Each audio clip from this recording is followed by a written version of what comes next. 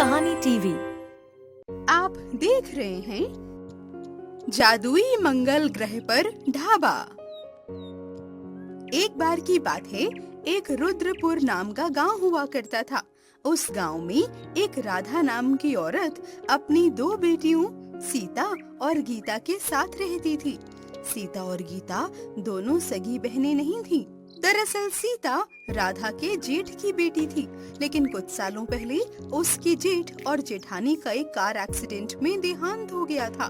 तब से राधा ही उसकी परवरिश कर रही थी। दोनों बहनों में बहुत प्रेम था। राधा का गांव में एक ढाबा भी था, जिस पर तीनों लोग मिलकर बहुत अच्छे से काम किया करते थे। अब ये लो माँ, आज की कमाई। ठीक है बेटा, इसे तू अभी अपने पास ही रख। एक दो दिन में कुछ पैसे और हो जाएंगे तो इसे बैंक में डाल देना। ठीक है माँ। वैसे दिवाली आने वाली है और मेरे पास कोई नए कपड़े भी नहीं है। नए कपड़े दिलवा दो ना माँ, प्लीज। ठीक है, कल बाजार चली जाना। दोनों बहनें अपने अपने लिए नए कपड़े ले लेना, ठीक? अब अगले दिन सुबह उठकर सीता और गीता दोनों राधा की खाना बनाने में मदद करती हैं और दोपहर को बाजार कपड़े खरीदने चली जाती हैं। अब सीता, तुम यहीं पर रुको, मैं अभी आती हूँ। इतने में सीता के कंधे पर एक औरत हाथ रखती है और वो उनकी बुआ होती हैं। अरे सीता बिटिया, तू यहाँ? हाँ बुआ, वो हम कपड़े खरीदने आए थे। वो तो ठीक है। वैसे तेरी माँ राधा कैसी है? जी वो भी ठीक है। अरे मेरी बच्ची, तू कितनी भोली है। देख बेटी, मैं ये बोलना तो नहीं चाहती, लेकिन क्या करूं, आखिर तेरी बुआ जो ठहरी, तुझसे बहुत प्यार करती हूँ मैं। अरे तू जिसे माँ माँ कहती है ना, वो तेरी कोई सगी माँ नहीं है और बस तुझसे प्यार का नाटक करती है। वो सब अपना काम निकलवाने के लिए करती है। अरे तू तो महारानी है। ये जो ढाबा है ना, अरे ये तेरे माँ बाबा का था, इस राधा का थोड़ी ही। वो तो इसने तेरे माँ बाप के जाने के बाद हथिया लिया। और तू देखना, जब तेरी शादी होगी तो अपनी बेटी की शादी वो किसी बड़े घर में करेगी और तुझे डाल देगी यहीं कहीं झोपड़ी में। अरे बेटी, ऐसा दिन ना आए इससे पहले ही तू अपना हिस्सा मांग ले उससे और निकाल फेंक उन माँ बेटी को। समझी? तुझसे प्रेम करती हूँ इसलिए समझा रही हूँ तुझे बेटा, वरना मुझे क्या। अब इस तरह से सीता के कान भरकर उसकी बुआ वहाँ से चली जाती है और सीता के मन में मानो ये बात घर कर जाती है। अब वो पहले जैसी बिल्कुल नहीं रही थी। राधा और गीता की शक्ल मानो उसे काटने के लिए दौड़ती थी। एक दिन तभी राधा उससे कहती है, अरे बेटी, देखना कढ़ी खत्म हो गई है, जाकर जरा जल्दी से बना तो दे। मुझे नहीं बनानी कोई कढ़ी, आप ही बना लीजिए जाकर। अरे मैं कोई नौकरानी हूँ क्या? जब देखो मुझ पर अपना भाषण झाड़ती रहती हैं आप। अरे ये क्या हो गया है तुझे? कैसे बात कर रही है तू? बिल्कुल ठीक कह रही हूँ मैं। अरे तुम मुझसे एक नौकरानी की तरह काम करवाती हो, कभी ये कर दे कभी वो कर दे। अरे सारे काम भला मैं ही क्यों करूं? ये काम तुम्हें और तुम्हारी बेटी को करने चाहिए। और हाँ, एक बात और, जिस ढाबे के पैसे को तुम अपने बैंक में डालकर बढ़ा रही हो ना, ताकि एक दिन अपनी बेटी को बड़े से घर में ब्याह सको, ध्यान रखना, मैं ऐसा कुछ होने ही नहीं दूंगी। ये ढाबा मेरे माँ बाबा ने खोला था, जिसकी वारिस अब सिर्फ मैं हूँ, तुम दोनों नहीं। इसीलिए तुम दोनों को इस पर कोई हक नहीं मिलेगा। अब निकल जाओ यहाँ से। सीता के मन में भरी इतनी कड़वाहट को देखकर मानो राधा का दिल ही टूट जाता है। और वो वहाँ से रोती हुई घर पर आ जाती हैं। लेकिन सीता अभी भी रुकती नहीं है और घर पर आकर राधा और गीता का सारा सामान उठाकर घर से बाहर फेंक देती है। आज से तुम मेरी माँ नहीं हो और ये मेरी बहन नहीं है, समझी? जाओ अपना ये सामान उठाकर अभी के अभी निकलो यहाँ से। और हाँ, आज के बाद कभी मुझे अपनी शक्ल तक मत दिखाना। निकलो यहाँ से। अरे सीता, ये तुम्हें क्या हो गया है बहन? मेरी बात तो सुनो। ए खबरदार, जो मुझे छुआ तो अभी के अभी पुलिस को बुला लूंगी। आज तक तुम माँ बेटी ने मेरा बहुत फायदा उठाया, मुझसे नौकरानी की तरह काम करवाया और अपने सारे अरमान पूरे किए। लेकिन अब नहीं, मैं तुम दोनों की चाल अब समझ चुकी हूँ। और हाँ, जो अकाउंट है ना जिसमें सारे पैसे हैं, उसे भी मैंने सीज करवा दिया है। तुम दोनों उसमें से एक पैसा तक नहीं निकाल पाओगी, समझी? सीता ऐसा बोलकर उन दोनों के चेहरे पर ही दरवाजा बंद कर देती है और वो दोनों बेचारी अपना सामान उठाकर शहर की ओर चल देती हैं। धीरे धीरे शाम हो जाती है। कहाँ जाना है, क्या करना है, उन्हें कुछ भी समझ नहीं आ रहा था। चलते चलते दोनों बहुत थक जाते हैं। तभी सामने उन्हें एक मंदिर नजर आता है। गीता उसकी सीढ़ियों पर अपनी माँ को बिठाती है और उनसे कहती है, माँ आप यहीं पर बैठिए, मैं कुछ खाने को लेकर आती हूँ, ठीक है? ऐसा बोलकर वो वहाँ से चली जाती है। माँ से तो कह दिया है कि खाना लेकर आती हूँ, लेकिन मेरे पास तो एक फूटी कौड़ी तक नहीं है। अब मैं क्या करूँ? हे भगवान, अब आप ही हमारी मदद कीजिए। इतने में गीता की नजर दो कुत्तों पर पड़ती है जो कि सड़क के बीचों बीच खड़े हुए थे और उधर से तेज रफ्तार में गाड़ी चली आ रही थी। गीता जल्दी से उन कुत्तों को वहाँ से भगा देती है, लेकिन इस चक्कर में खुद उसकी टक्कर उस गाड़ी से हो जाती है और गीता जब अपनी आंखें खोलती है तो खुद को वो किसी अजीब से ग्रह पर पाती है, जिसे देखकर वो चौंक जाती है। तुम कौन हो और ये मैं कहाँ आ गई हूँ? हाँ? डरो नहीं गीता, तुम सही जगह आई हो।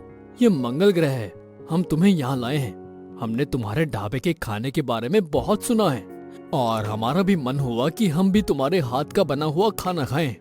अगर तुम हमें खाना बनाकर खिलाओगी तो हम तुम्हें यहाँ मंगल ग्रह पे जमीन दिला देंगे और तुम यहाँ आकर अपना ढाबा खोल सकती हो। और ये देखो, ये सामने एक दीवार है, इसको पार करके तुम धरती पे जा सकती हो और यहाँ भी आ सकती हो। क्या सच में?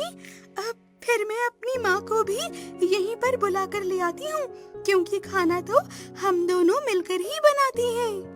गीता अब उस दीवार के उस पार पहुँच जाती है और धरती पर पहुंचकर वो अपनी माँ को अपने साथ मंगल ग्रह पर ले आती है, जहाँ दोनों मिलकर उन मंगल ग्रह वासियों के लिए खाना बनाती हैं।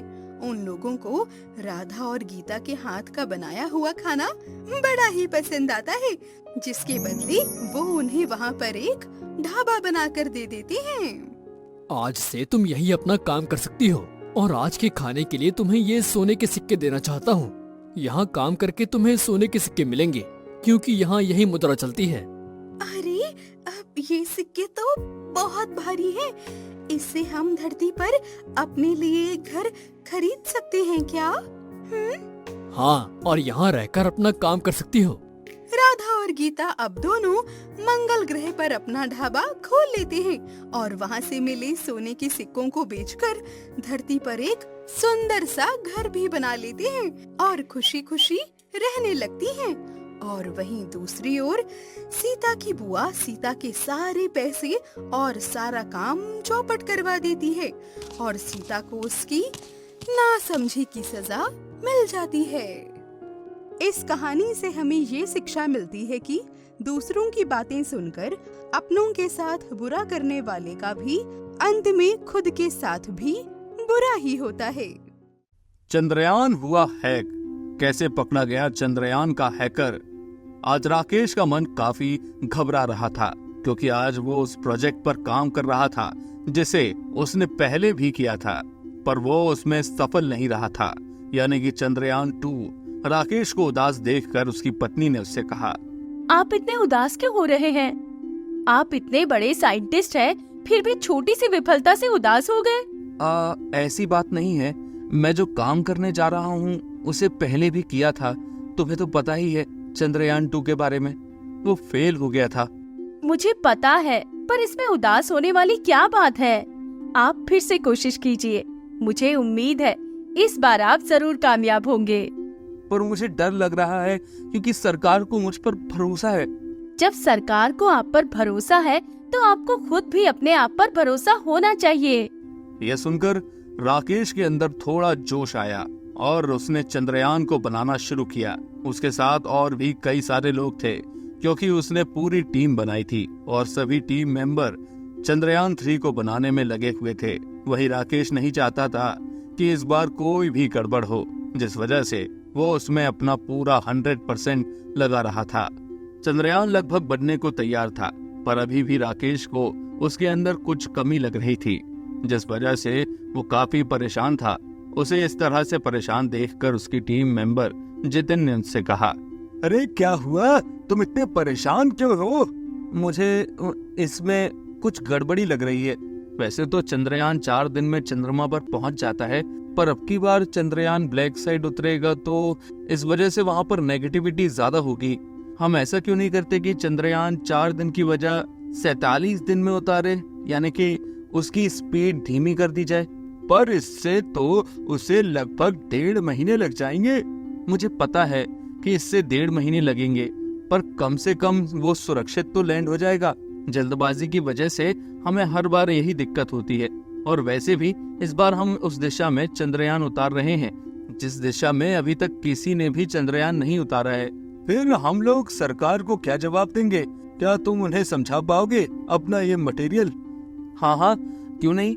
अगर वो मान गए तो कोई दिक्कत नहीं है, क्योंकि मैं ये नहीं चाहता हूँ कि पिछली बार की असफलता के बाद इस बार भी हमारे हाथ कुछ ना लगे।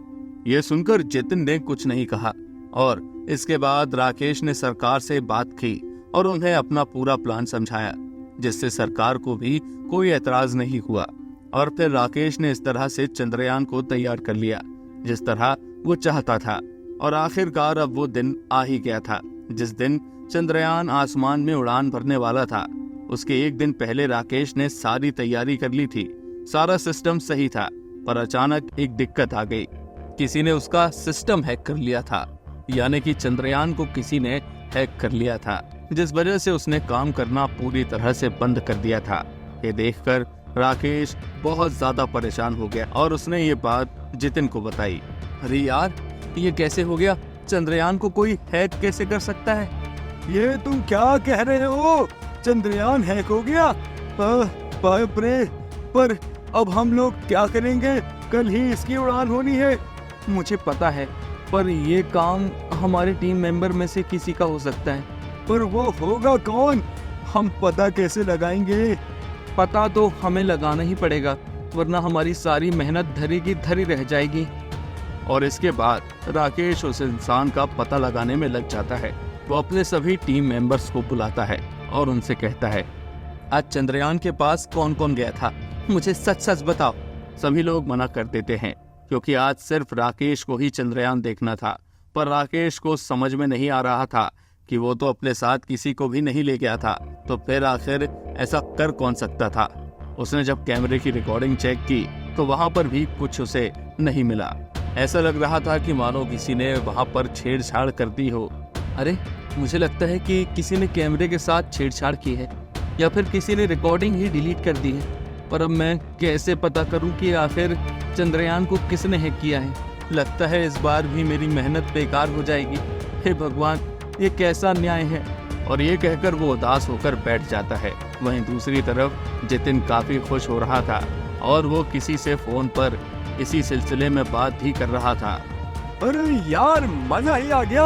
आज तो मैंने चंद्रयान को हैक कर लिया है और अब मैं कल इसे खुद उड़ाऊंगा, जिससे सभी लोग मुझसे खुश हो जाएंगे और सभी समझेंगे कि मैंने हैकर से इसे छुड़ा लिया। किसी को ये पता भी नहीं चल पाएगा कि इसे मैंने ही हैक किया था। पर जितिन इस बात से अनजान था कि वो जहाँ पर बात कर रहा है वहाँ पर माइक लगा हुआ था और ये सारी बातें लोग हॉल में सुन रहे थे। जब ये बात राकेश ने सुनी तो वो काफी हैरान हुआ। उसे जितिन से ये उम्मीद नहीं थी और वो उसी कमरे में गया जहाँ जितिन फोन पर बात कर रहा था। जब जितिन ने राकेश को देखा तो वो काफी घबरा गया और उसने उससे कहा, क्या हुआ? तुम इतने गुस्से में क्यों लग रहे हो? अभी तुम क्या बोल रहे थे? ये चंद्रयान को तुमने हैक किया है? ये सुनकर तो जितिन के पैरों तले जमीन खिसक गई। उसे तो कुछ भी समझ में नहीं आ रहा था कि राकेश को कैसे पता लगा। इस पर जितिन ने राकेश से कहा, नहीं, ये तुम क्या कह रहे हो? लगता है तुम्हें कोई गलत फहमी हो गई है। भला मैं ऐसा क्यों करूंगा भाई? मैं तो तेरा दोस्त हूँ ना। मुझे कोई गलत फहमी नहीं हुई है। अभी तुम जिससे ये बात बता रहे थे ना, उसी से हमें पता लगा है। क्योंकि तुम जहाँ पर बात कर रहे हो वहाँ पर एक छोटा सा माइक लगा था और तुमने इस पर गौर नहीं किया, जिससे तुम्हारी बातें सभी ने सुन ली हैं। ये सुनकर जब जितिन ने उस तरफ देखा तो वहाँ सच में एक छोटा सा माइक लगा था और उसका ध्यान उस पर बिल्कुल भी नहीं गया, जिस वजह से उससे इतनी बड़ी गलती हो गई। जब उसे अपनी गलती का एहसास हुआ तो वो बहुत ही घबरा गया। इस पर राकेश ने उससे कहा, मुझे तुमसे ये उम्मीद नहीं थी। मैं तो सोच रहा था तू मेरा अच्छा दोस्त है, तुझे खुशी होगी, पर तू तो परे भी निकला और मतलबी भी। पूरा श्रेय अपने ऊपर लेना चाहता था। मुझे माफ कर दे, मुझसे गलती हो गई भाई। मैं तो बस इसलिए ये सब कर रहा था जिससे सभी मुझसे खुश हो जाए। तुझे माफ नहीं किया जा सकता क्योंकि मैं अकेला नहीं हूँ, बल्कि तेरी ये बात सारे साइंटिस्ट ने सुनी है और अब कोई भी तेरे साथ काम नहीं करेगा। नहीं, तू ऐसा नहीं कर सकता है। मैंने भी इसमें अपना पूरा समय और मेहनत लगाई है। तू मुझे इस तरह इस प्रोजेक्ट से निकाल नहीं सकता है। इस बारे में हम बाद में बात करेंगे। अभी तू यहाँ से चला जा, क्योंकि मुझे बहुत सारे काम हैं। सबसे पहले तो तुझे चंद्रयान को सही करना है, वरना अगर ये बात मैंने सरकार तक पहुंचा दी तो तू मुसीबत में आ जाएगा। ये सुनकर जितिन बहुत ज्यादा दुखी हो जाता है। इसके बाद जितिन चंद्रयान को सही कर देता है। चंद्रयान के सही होते ही राकेश बहुत खुश हो जाता है और अगले दिन चंद्रयान उड़ान भरने के लिए तैयार था। वहीं राकेश का दिल जोर जोर से धड़क रहा था। वो बार बार भगवान का नाम ले रहा था, हे भगवान, अब सब तुम्हारे ऊपर है। आप सही सलामत चंद्रयान को ऊंची उड़ान देना, ये सही तरह से उड़ जाए बस। वही सभी लोग बस यही सोच रहे थे कि अब क्या होगा। और इसके बाद जैसे ही चंद्रयान उड़ने के लिए तैयार हुआ, सभी लोग बहुत ही बेसब्री दिखाने लगे और कुछ ही देर में चंद्रयान ने अपनी उड़ान भर ली, जिसे देखकर सभी लोग बहुत ज्यादा खुश हो गए। और देखते ही देखते चंद्रयान आसमान में तेजी से ऊपर चला गया, जिसे देखकर राकेश भी बहुत खुश हुआ क्योंकि उसका चंद्रयान 3 सफल हो गया था। वहीं लगभग 47 दिन इंतजार करने के बाद चंद्रयान ने चंद्रमा पर सुरक्षित लैंडिंग कर ली, जिससे पूरे भारत का नाम रोशन हो गया। और वहीं हर तरफ चंद्रयान 3 की चर्चा हो रही थी। दोस्तों, हमें इस कहानी से ये सीख मिलती है कि हमें कभी भी हार नहीं माननी चाहिए। हमें हमेशा प्रयास करते रहना चाहिए, क्योंकि प्रयास से ही हमें सफलता मिलती है। तो दोस्तों, कैसी लगी आपको हमारी कहानी? अगर पसंद आई हो तो लाइक, शेयर और सब्सक्राइब करना ना भूलें और ऐसी ही दिलचस्प कहानियों के लिए बने रहें हमारे चैनल पर। और हाँ, नीचे कमेंट में अपनी पसंद के बारे में जरूर बताएं।